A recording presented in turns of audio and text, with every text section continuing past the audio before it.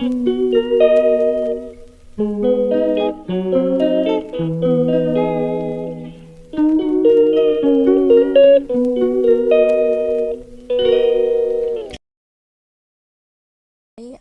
SABRINA MAISARA binti Basir. My matrix number is H21A2987. Wellness industry is fast-growing industry and represent 5.3% of economic output. And it also helps the growing of economic development. Many proactive consumers spend salary income based on health strategies. There are many health industry-related business suits individual and have a different level. Majority of Malaysians are suffering from stress problem, especially because of the work environment. Many entrepreneurs dream to involve in wellness industry because it brings a lot of benefit. Basic principle of economics. Hi, my name is Muhammad IQRAQ bin Mansur. My number matric is S21A2904. The SPA market studies provide a comprehensive analysis market size and forecast trends, growth and obstacle, as well as a window analysis that cover around 25 suppliers. The expanding wellness tourism sector and increased acceptance of facial, body and hair treatments in SPA are driving the market. One of the primary factors driving SPA industry development over the next several years, according to this analysis, is the increased availability of flotation treatment SPA service. The robust window analysis is designed to help clients improve their market position, and in line with this report provides a detailed analysis of several leading SPA market windows. The SPA market analysis report includes information on upcoming trends and challenges that will influence market growth. This is to help companies strategy and leverage on all forthcoming growth opportunities. The research was carried out utilizing an objective mix of primary and secondary data, as well as feedback from major industry players. Hi, my name is SYAFIKA binti MOHAMMAD and my matric number is H21A2996. Now I'm going to talk about factor of production involved in wellness industry. There are 4 factors of production involved in this industry. Those factors are labor, capital, entrepreneurship and land. The first factor is labor. Labor refers to all of the people in this industry in the process to transform resources into goods and services. Labor in wellness industry can be seen through a spa worker and many more. For example, GWI project stated in their most recent data that in order to staff the growing global spa business, the industry need an additional 300,000 trained spa therapists and 54,000 experienced spa manager and director by 2022. The next factor is capital. Capital can be defined as the human-made equipment required to produce goods and services. For example, facial and body treatment in spa industry included an electrical facial and body treatment chair. Hydraulic chair and facial steamer are the equipment that produce service in spa industry. The next factor is entrepreneurship. Entrepreneurship refers to the person who has the ability of planning, organizing, directing and controlling. A person who combines the other factors of production to earn a profit. For example, Nicole Chiaramon is essentially an entrepreneur who is helping to shape this industry on all levels. The last factor is land.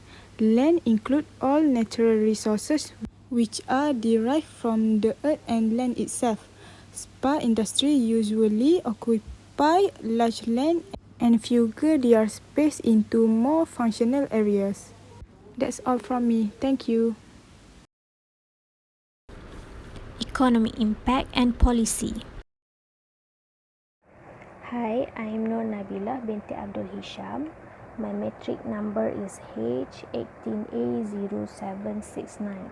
Malaysia is listed in the top 10 wellness tourism markets in Asia Pacific. So here I am going to talk about the economic impact from this achievement. Malaysia has received a positive impact in economic growth. First impact is the increase in national economy are due to the positive demand and customer acceptance in Malaysia health tourism sector. Second, increase in the price of goods that occur due to increase of demand for medical and healthcare. High demand allows an organization to charge higher fees for such treatment service.